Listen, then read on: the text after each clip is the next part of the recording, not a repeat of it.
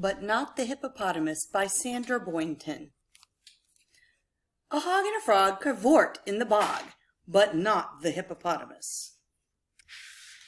A cat and two rats are trying on hats, but not the hippopotamus. A moose and a goose together have juice, but not the hippopotamus. A bear and a hare have been to a fair, but not the hippopotamus. Now the hog and the frog hurry out for a jog with the cat and the rats in their new running hats, while the moose and the bear and the goose and the hare are doing their best to keep up with the rest, but not the hippopotamus. Then the animal pack comes scurrying back, saying, "Hey, come join the lot of us." And she just doesn't know, should she stay, should she go? But yes, the hippopotamus, but not the armadillo. Okay, guys, so this week we're talking about voice and marking your script. Bear with me for just a second while I switch to the other screen. So a couple things that we're going to be focusing on as you mark your scripts are underlining. Here's an example. Underline the word no in the sentence, "No, I did not." And you're underlining it to give it stress. So you want to say, "No, I did not."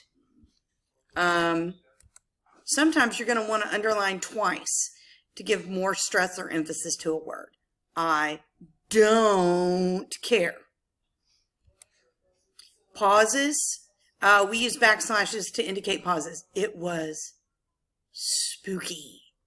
And then you can use 1 slash for a brief pause, 2 slashes for a longer pause, and 3 slashes for an even longer pause. And then also arrows. So when you want to add inflection to your voice, you can use the arrows to make your voice go up. You can use the arrows to make your voice go down. And you can use the arrows to stretch out a word. Okay, so now back to the other. If you look here, this is the poem, The Witch, which I read in the previous video, and you can see where I went through and I marked my script before I read it for y'all.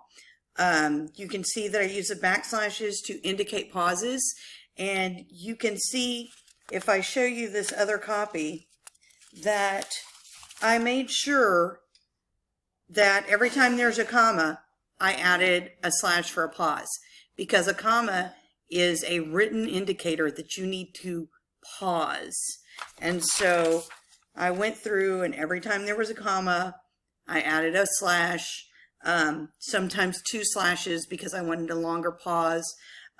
Words that I wanted to emphasize in each sentence are underlined: fearsome, black, queen, doom. I wanted to stretch that word out. Wild, I really wanted to emphasize that word. So your task this week is, you're going to choose a poem. You're going to, if you have access to print the poem out, great. You'll mark the poem like this. If you cannot print your poem, but you can take a picture of it on your phone, and then you can mark it up using your editing tools, that will be great as well.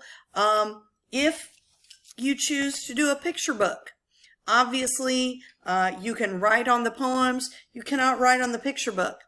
An easy remedy for that is, and this is a teacher trick that we use when we're doing read alouds in English class, is put a post-it and make your notes on the post-it. I lost my pen.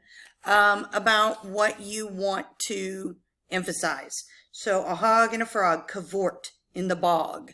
I would definitely write the word cavort here and then underline it. If you guys have any questions, please feel free, reach out to me, send me a chat in the Google Hangout, send me an email, send me a message via Google Classroom, reach out to me so that I can help you if you have any questions at all, and have a great week.